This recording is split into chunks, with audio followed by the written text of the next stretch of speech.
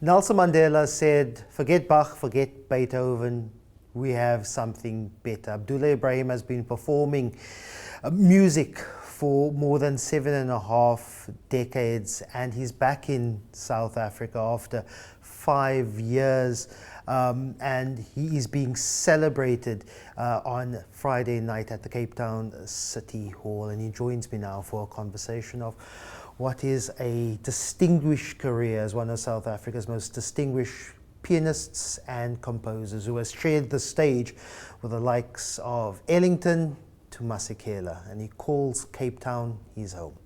Mr. Abdullah Ibrahim, thanks so much for joining us. Yeah, you're welcome. Really appreciate your time. 76 years of performing, started out as a 15-year-old here in the halls and the stages of Cape Town. You also this year will celebrate your 90th year, born in 1934. How do you reflect back on more than 7.5 decades of performing, making music, being on stage? No, everything in our individual and our collective cosmology points to what we need to achieve within ourselves and how we absorb and take forward the lessons that we learned from our unsung mentors. These mentors who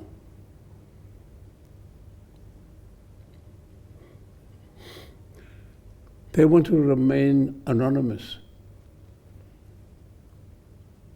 The best mentors and teachers that we have on the planet are right here in Cape Town.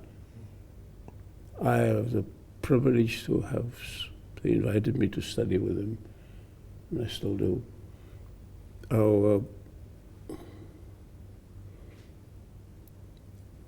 Our knowledge of ourselves and our knowledge of our history is fragmented.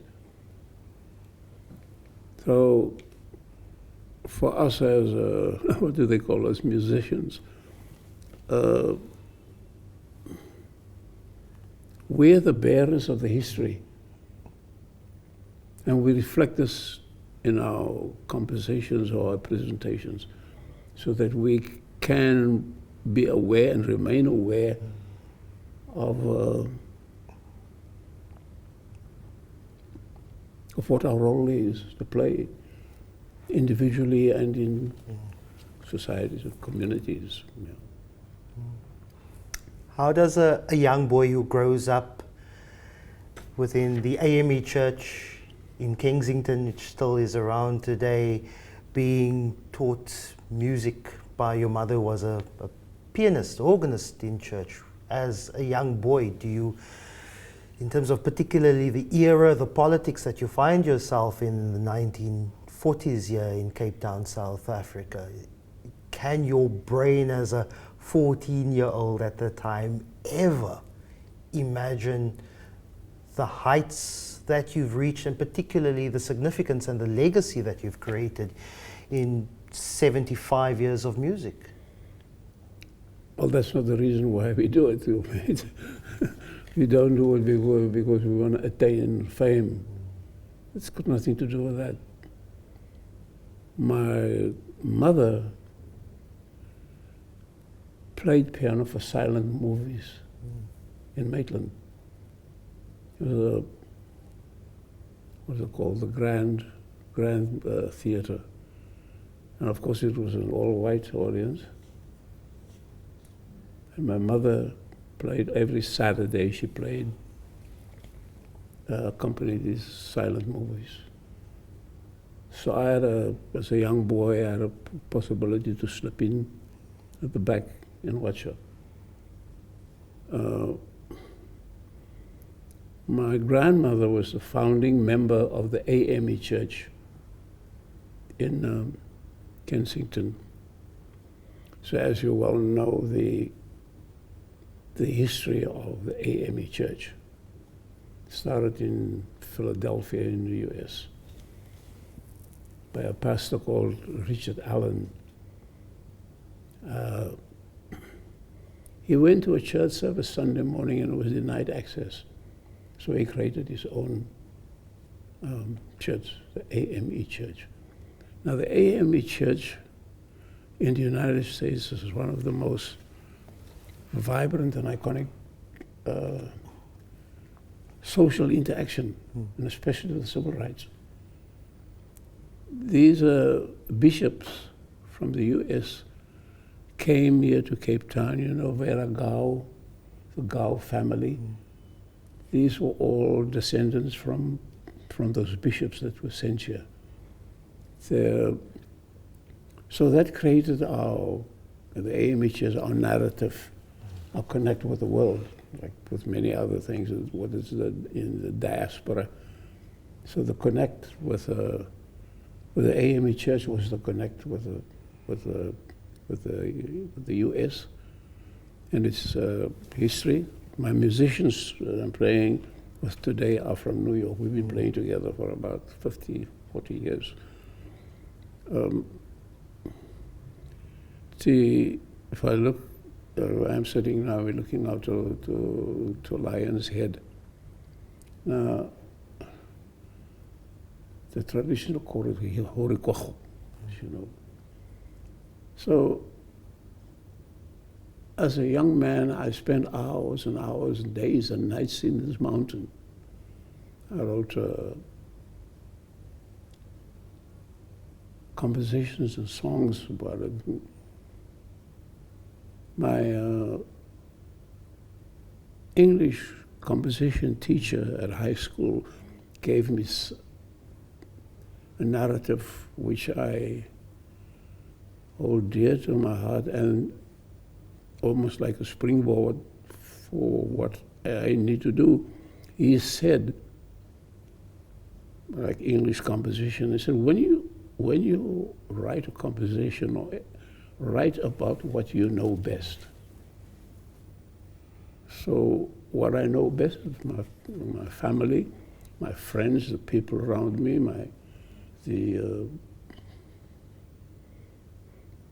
where I grow up, the narrative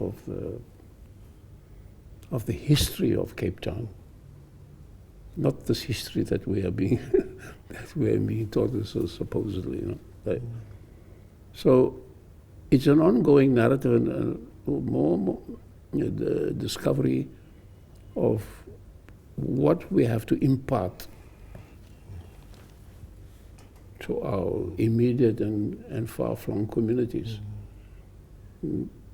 So I've been given this task to do it through what we call music. There's a saying that goes, we are our ancestors' wildest dreams. I've heard you say before that your great-grandfather was in fact the chief stable boy for Paul Kruger. Yeah.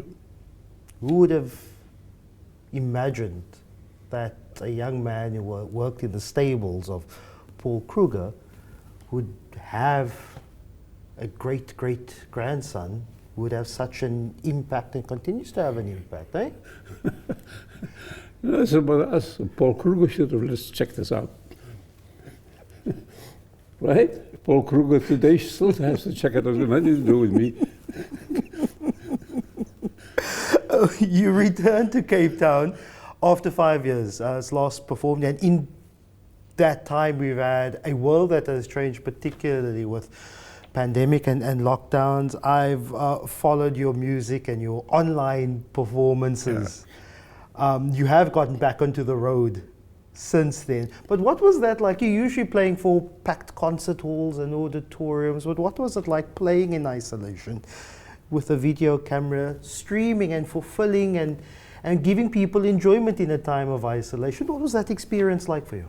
Well, we do it every day. We practice. Mm-hmm. Right? So it was like practice. Yeah, it was a practice. We practice 25 hours a day. Mm. No, what else is if so COVID didn't bother us because we were isolated. I'm isolated my whole life anyway. But it gives me this is our dynamic that we spend 25 hours a day practicing. So practice is 95%, performance is 5%. I think this applies to everything that one engages in. If you are trying to reach a perfection that you cannot reach anyway, no? So we are idiots, but we do it anyway. And just with that added, the camera as an added addition to the room, that didn't bother you? That was, you were simply just doing what comes naturally, and it just happens to be streamed to millions of people around the world. Okay. This music that they call jazz. Now, this term jazz is a very strange term. We never call ourselves jazz musicians. What does it mean? You have European music, it's European classical music. If it's Japan, it's Japanese music. If it's China, it's Chinese music. Why is our music called jazz? What is this? This is a derogatory term. We never called ourselves jazz musicians. There was Duke Ellington, Duke, what is your opinion of jazz? Oh, we haven't used that word since 1947.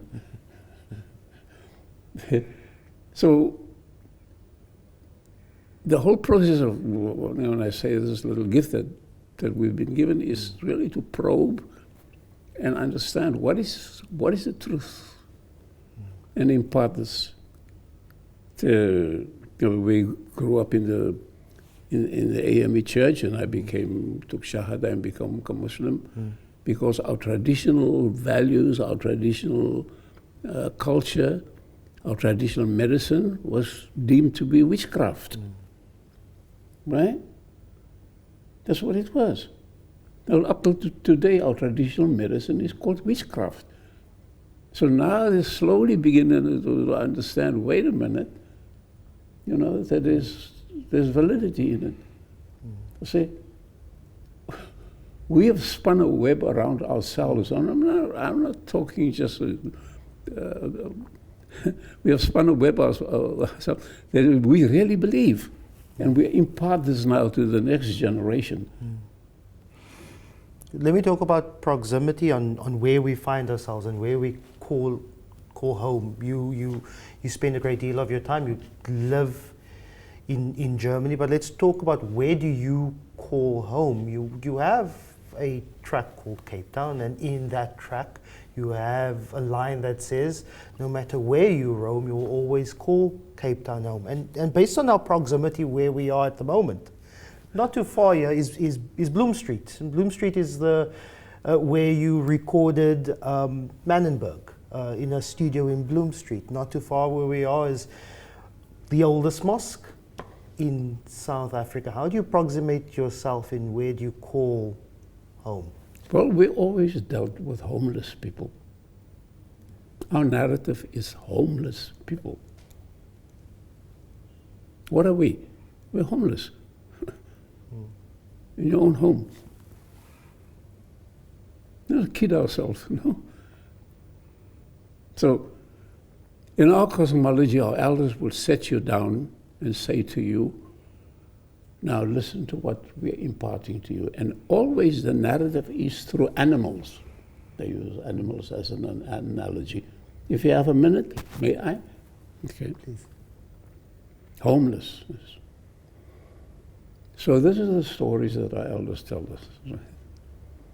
Do you know the story of the monkey and the shark? Not familiar. Now, the monkey and the shark were great friends. Check this out. And the monkey lived in this tree and the shark in the water, and they used to chat to each other. Hey, bro, what's up? Yeah, cool, yeah. The monkey used to throw coconuts down to the shark for many years. And one day, the king of the sharks became very ill. And they called in all the expert shark doctors, and they realized that the only thing that could save the king's life was a monkey's heart. See where this is going?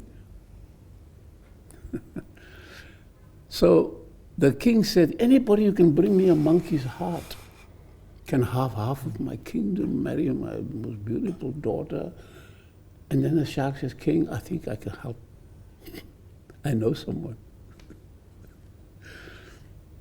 So the king says, well, you better go fetch him. So a monkey comes, and the shark comes, hey, monkey, what's up? Hey, bro, how long do we know each other? I say, many, many years, man. I feel so bad, you know, I've never invited you to my home. Now, I told the king about our relationship and our friendship. And the king was so taken. He said, please bring that person here. And we're going to have a big feast for him and celebrate this friendship that you have had for many, many years. So, the shark says to the monkey, so the king said that I should invite you. We're going to have a big celebration for you, our friendship. Okay. So monkey says, sure, let's go. So on the way, the shark gets feeling guilty. See where this is going? Shark is feeling guilty. Hey monkey, how long do we know each other, bro? For many years. Yeah, man. You learn something every day. I have to be honest with you.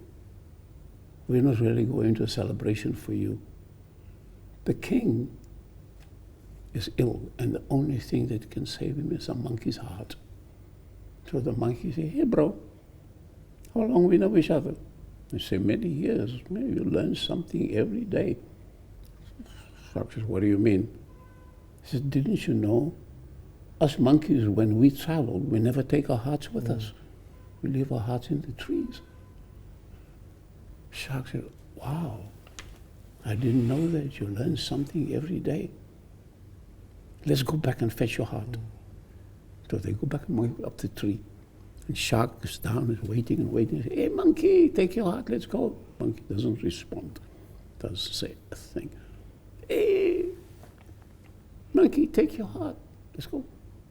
This is homelessness. The shark is homeless. He can't go home. He's treachery because he sold his friend. So you left your heart in South Africa when you first went into exile? No, it's got nothing to do with heart. Your spiritual heart? No, it's got nothing. It's got nothing. It's got to do with homelessness. You're homeless in your own home. It's the treachery that makes you homeless. So what we do, we tell this narrative through the stories, right? We can do it through music. I have this project that I'm creating here for young people. M7, where we have a footprint in the green Kalahari. And this is what we impart with our elders. Your catalogue is so vast, but I think what has become an anthem for a city is Manenberg. You said at the time of its production in your interviews, described its state as a result of segregation and a result of forced removals. But while Manenberg is known as this anthem of a people and a resilience, 30 years after democracy in South Africa, people would argue very little has changed. Manenberg may be even worse, with the level of gangs, gun violence, crime, all sorts of social ills. Map your thoughts using Manenberg as the example of South Africa post-1994, a South Africa that you've had to give up because of your time in activism in exile. Okay. You see, what the story is that I do not have the mental capacity. I do not have the mental capacity to play at that level. Where are the penny whistles? This is a narrative that we engage with. You do not have the mental capacity to engage in anything beyond what we designate for you. So, Kippie Moeketsi. Kippie, an incredible musician. He was one of the people that guided us. And we said, no, man, what we are doing is valid. Every time you get into the recording studio, they tell you what you have to play. As somebody that doesn't know a thing about what we are about, right? So, and it was always a derogatory thing when you got into the studio that you want to play something of your own. No. And you know the reason why? Because they can't comprehend it either. So this is the narrative. No, you say you have not the mental capacity to play at that level. So for how many years have I tried to record my music? Nobody will record. Because every time I come into the studio, I say, okay, this is my composition. No, you can't play that. Kippie Moeketsi, at what level he was in terms of music. He had mastered Mozart's clarinet concerto out of memory. But where could he play it? No. Great musicians were masters in what is called European music. When I was here in District 6, when I was 14 years of age, I studied Indian ragas and talas. We know all of this stuff. No? I don't want to play Bach. Why should I play Bach? No? Because all I have to know is I know the formula. So I know the formula of Bach, so why should I play it? Okay. So now, and also I don't know why Bach wrote this music. Do you know? See? The most important thing is not what somebody played, is why they played it. So if you do not have that information or that knowledge, you might be engaged in some witchcraft. You don't know why the guy wrote the song. Okay, so now through the years we were not able to play our own music, right? So Jazz Epistle was the first one. So we got some of our own musicians and we played our music, right? Then they hijacked it, right? So if you see the Jazz Epistle is only verse 1. Verse 2 is everybody except me. They got a guy from the US to come and fill in for me, you know. And then he said that he created the Jazz Epistle. Okay. So now I'm here in South Africa and I'm with Basil Coetzee.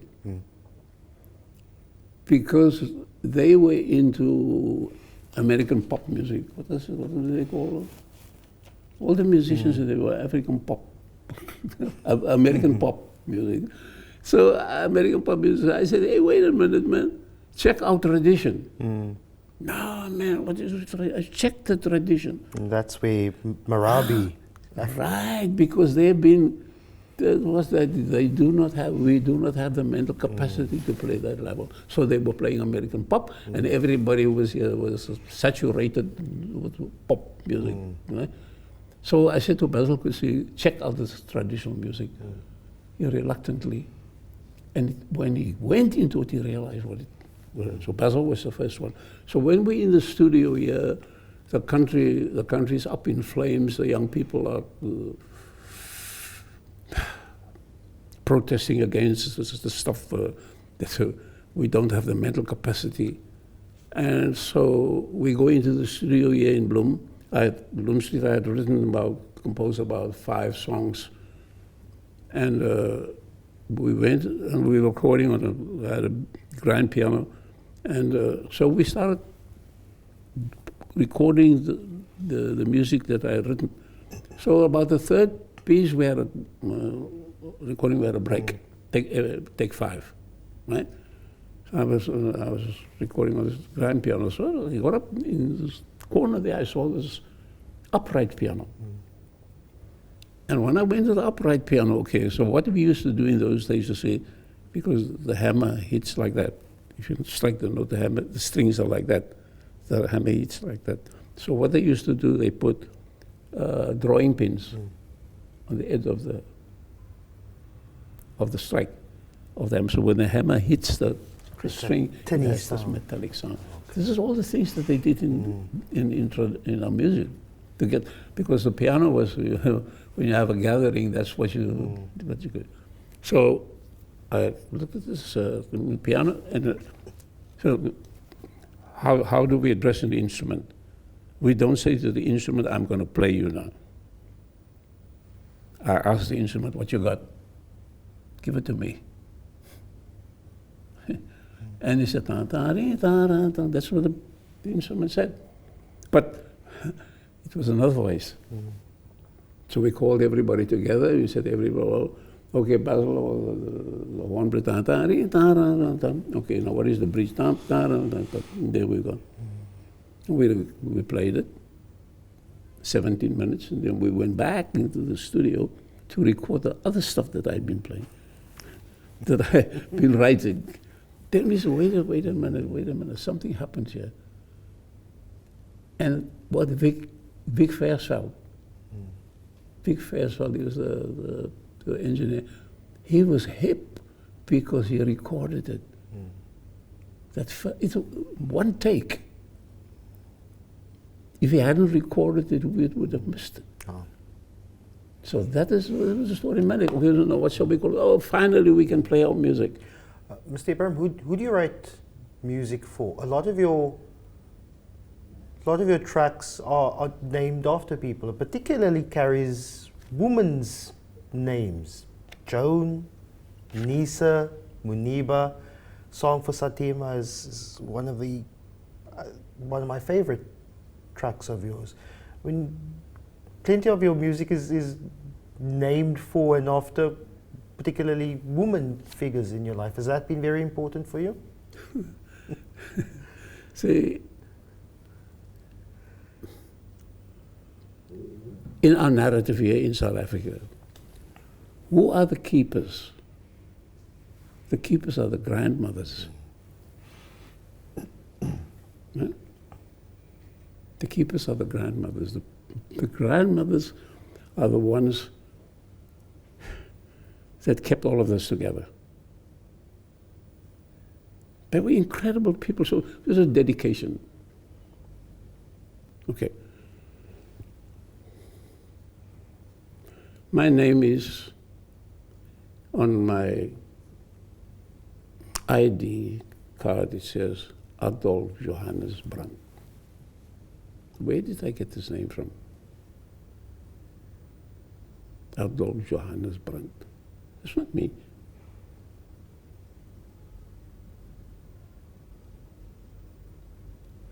My name is Senzo. My father's Musutu. Where did I get this name from? Adolf Johannes Brandt. This was my grandmother that gave me this identity so I can have an easier passage.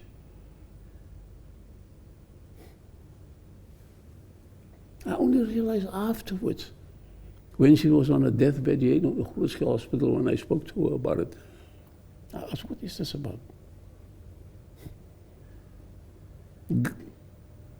How as a young boy, a young black boy here, how am I going to negotiate my way through all of this? Another identity. And this is what we're struggling with here. All of us, we're stuck in identity that we are not, and we believe it. Thank God we have DNA has landed in Cape Town. So now you can really know who you are.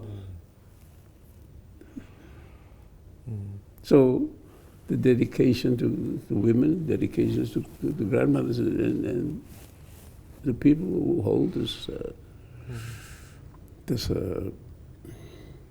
fragile thing of ourselves and our communities together. And now and then you see they burst, when energy bursts, There's this unsettlement of you see it flaring up here and there and here and there. It's this. You're a very important figure to this city and this country, but through your spirituality, do you believe that you belong to anyone? Do you believe that you've said that we're all homeless? In terms of the energy that you want to project and that you believe, do you believe that you belong to anyone or any community or any country? From God we come, and to Him we shall return. That's it.